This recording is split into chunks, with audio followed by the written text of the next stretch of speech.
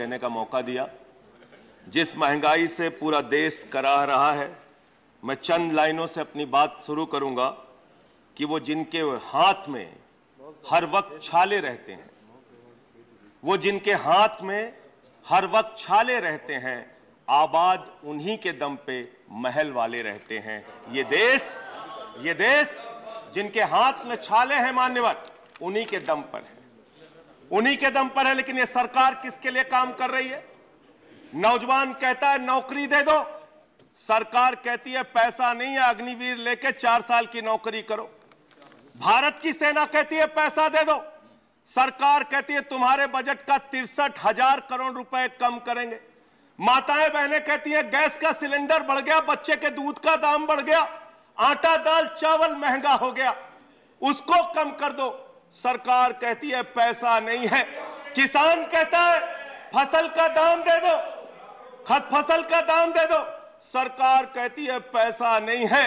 अरे बुजुर्ग कहते हैं हमारी रेल की तीर्थ यात्रा, उसकी रियायत क्यों कम कर दी? सरकार कहती है हमारे पास पैसा नहीं है। देश के लोग कहते हैं शिक्षा का बजट तो बढ़ा दो, सरकार कहती है 2% से ज्यादा बजट नहीं है। अरे स्वास्थ्य का बजट तो ठीक कर दो, मोदी जी, सरकार कहती है पैसा नहीं है। मानवर ये पैसा गया कहां? किसके पास गया ये पैसा? अरे ये पैसा गया नरेंद्र मोदी जी के मित्रों के पास गया, मित्रों के पास गया। मैं आपको बताता हूं मान्यवर कहां कहां गया।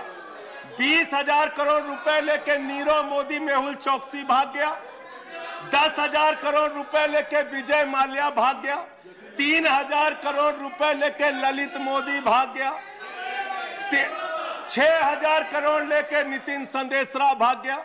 और ये मेरी जानकारी नहीं है, ये मेरी जानकारी नहीं मान्यवर, इस सरकार ने बताया पूंजीपतियों का 11 लाख करोड़ रुपए माफ किया। 11 लाख करोड़ रुपए आप जीरो लगाते लगाते थक जाएंगे मान्यवर, इतना पैसा इन्होंने पूंजीपतियों को माफ किया।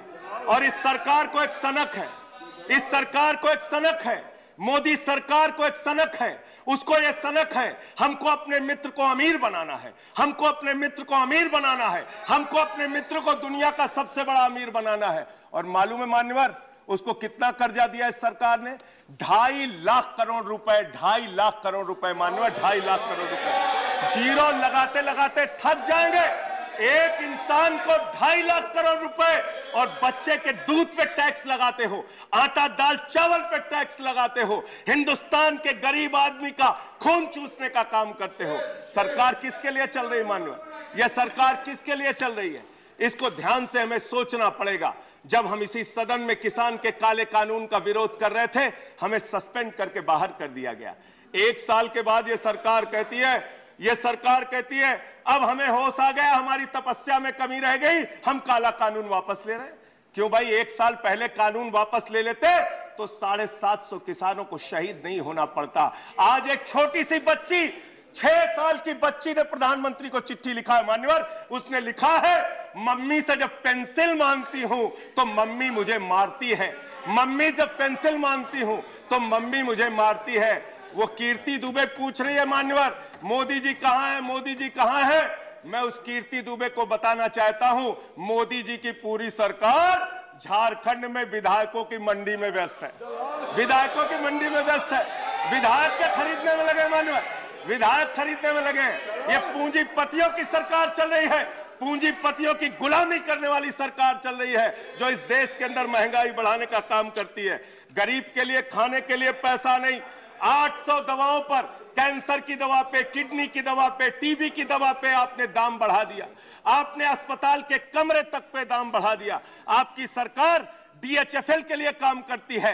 34,000 करोड़ रुपए बैंकों का घोटाला डीएचएफएल ने किया और 29 करोड़ रुपए भारतीय जनता पार्टी को चंदा दिया है मान्यवर। इनसे हिसाब मांगना चाहिए। क्यों नहीं जाती ईडी इनके पास? क्यों नहीं जाती सीबीआई इनके पास? इनसे सवाल पूछना चाहिए मान्यवर। मैं सिर्फ इतना कहना चाहता हूं, आप खाने के लिए आपके पास, सरकार के पास पैसा नहीं, उस पर तो टैक्स बढ़ा देते हो, लेकिन गुजरात के अंदर जहरीली शराब पिलाते हो लोगों को। जहरीली शराब, 75 लोग जहरीली शराब पी के गुजरात के अंदर मर गए मानो, 75 लोगों की जान चली गई।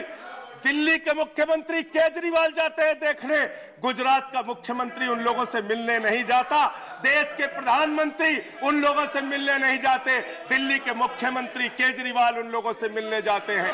माननीय, और मैं ये कहना चाहता हूं, माननीय, no point of, I am not yielding sir, I am not yielding sir, 1 minute sir, I am not yielding sir, I am not yielding, let me complete sir, sir बस खत्म कर रहा हूं, कंक्लूड कर रहे हैं, उसके बाद आई टेक द पॉइंट। ये सरकार पूंजीपतियों की सरकार है मान्यवर, ये बिल्डर्स के लिए काम करते हैं। मैं आपको बता रहा हूं, गुजरात में मान्यवर, गुजरात के अंदर, गुजरात में नवासारी एक जगह है, गुजरात में सीआर पाटिल के सांसद, नहीं sir, I am not yielding, इसी चेयर से कहा गया जब बोलते रहो तो किसी को पॉइंट ऑफ ऑर्डर नहीं देंगे। No no sir, no, I am not yielding, बात खत्म कर रहा हूं, मेरा लास्ट पॉइंट सर, ये सरकार पूंजीपतियों के लिए काम करती है। सरकार एक बिल्डर गुजरात के अंदर सीआर पाटिल के इलाके में, उसके लिए रास्ता बनाने के लिए राधा कृष्ण का मंदिर गिरा दिया इन्होंने, राधा कृष्ण का मंदिर गिरा दिया, 1100 भाजपा के कार्यकर्ताओं ने इस्तीफा दिया। सर इसी चेयर से कहा गया था एक सदस्य बोलता रहेगा तो किसी को पॉइंट ऑफ ऑर्डर नहीं देंगे। सर खत्म कर रहा हूं सर, मैं ये कह रहा हूं, कल तक मैं ये कह रहा हूं, ये सरकार, कल तक ये दूसरे कानून था। हाँ ठीक है, बैठ जाओ, कंक्लूड करिए, बैठ जाइए, खत्म कर रहा हूं, कंक्लूड करिए। सर मेरा समय खा रहे हैं लोग। सर गुजरात में एक बिल्डर की सड़क बनवाने के लिए राधा कृष्ण का मंदिर गिरा दिया इन लोगों ने।